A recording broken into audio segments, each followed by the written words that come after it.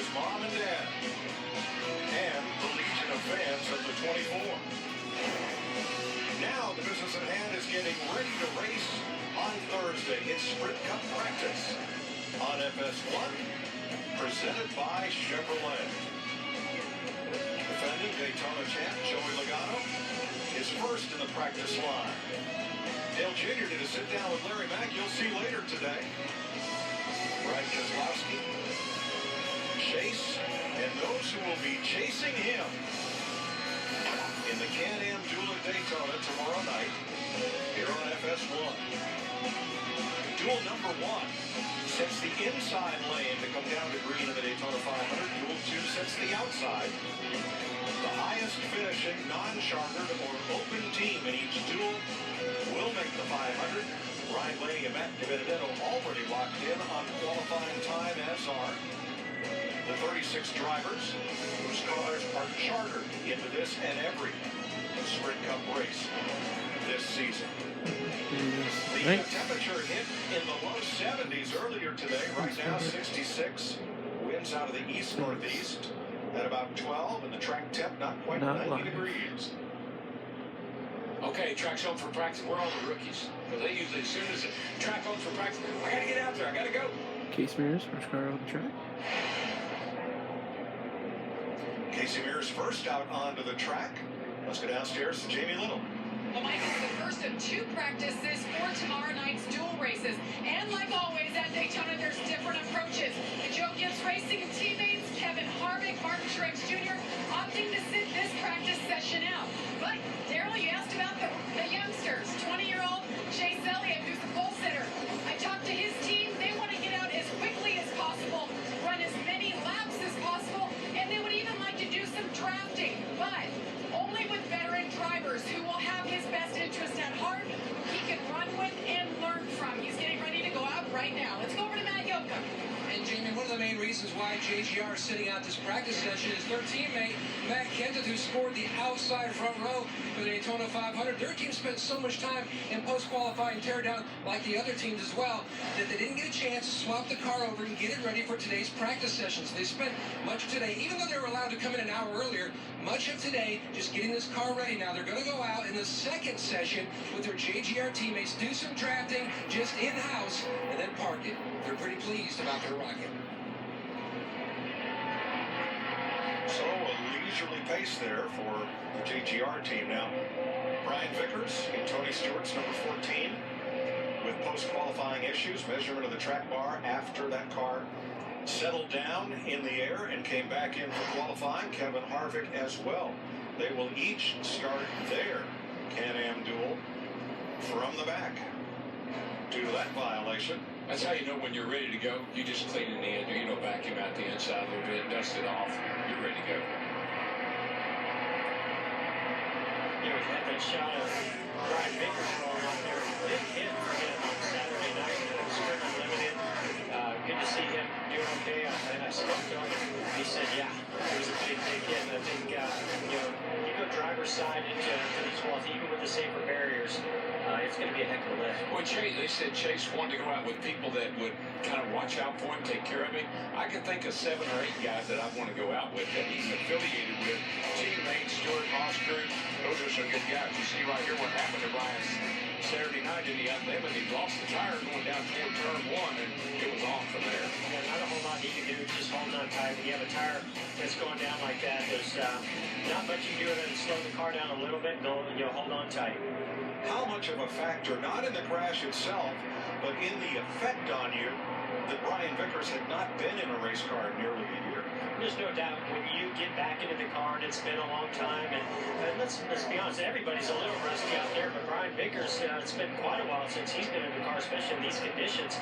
You want it to go smooth. You want it to go well. You want to make good decisions, put yourself in good positions, and build on, get some momentum building for the Daytona 500 speed leagues. Yeah, you're running 190, 200 miles an hour, and the tire starts to go down. As you're in the middle of the pack, you really don't have a lot of options. No, I'm sorry. As we watched Dale Jr. looking on at this practice, what I meant was the ability to take a hit like that and shake it off and walk away without having been in the car for a long time. Yeah, that's a good point. I mean, these drivers do a lot to be very physically fit, but until you're in the car, you're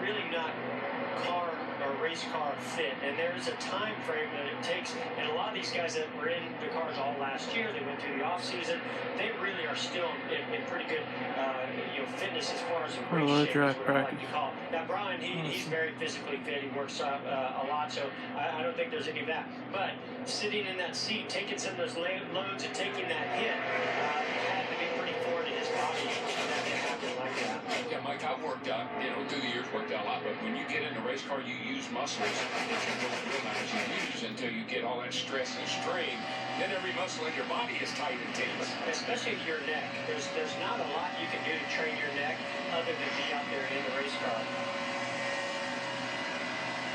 Got a pretty nice group that's built up here. I'm a little bit surprised. I was really expecting to see some single car runs or some small groups.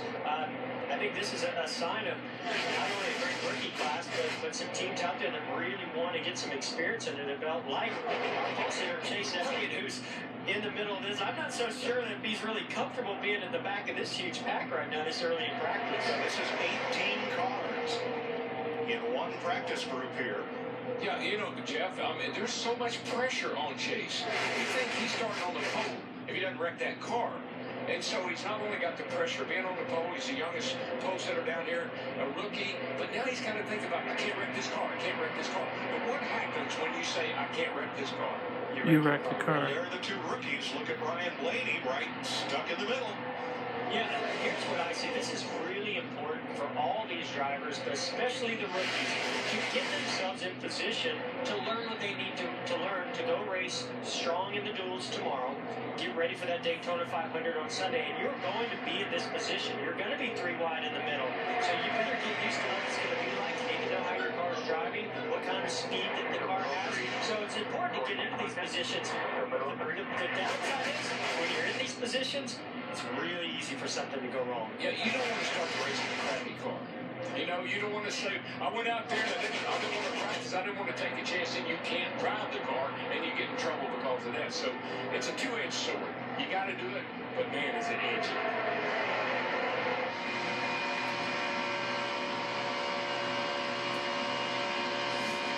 All clear, no pressure. You're about 3 car lengths, just so you know. Now 4 and now 5. All clear. Now we have 2 orderly lanes coming to the stripe instead of that 3 wide. Somewhere in the midst of all that, down on the inside toward the front of the line is Brad Keselowski in the white Dukes. Jamie?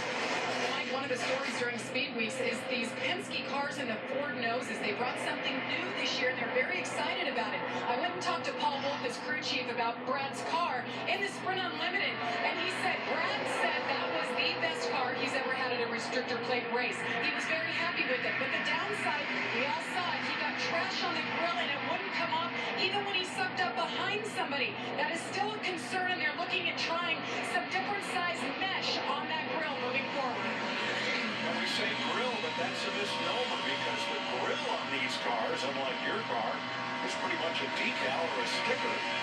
Right on the face of the bumper is an opening to get air into the radiator, the size of which is mandated by NASCAR, and that opening got plugged up on Keselowski's car in the Unlimited. And some big pieces of plastic were going around there Saturday. All these teams really play around a lot with the grill screen and the way it's shaped and the way it allows air to flow into it. I think Larry Mack might actually be able to elaborate a little bit more some of the detail on that grill screen, because it did look to me, Larry Mack, like that trash was really stuck in it like I've never seen before. Yeah, NASCAR mandates the size, Jeff, and that's 23 inches wide by 1.75 inches tall. Now, you can tape it up more than that. Obviously, helps the air of the race car, but it can't be bigger than that. No question, they will play with pretty much how dense the wire is. Maybe real fine wire, or they'll maybe open it up a little bit, and then sometimes they'll actually put a little concave in it just to pretty much keep trash from getting in there and capturing up in that if it's pretty much sunk in right there. So they'll play with the shape of that screen wire. And I think that's what happened to Brad. He had a bit of that concave screen and sucked that plastic and it stayed right there. Might have had a little contact out there early on in this practice session. Closer.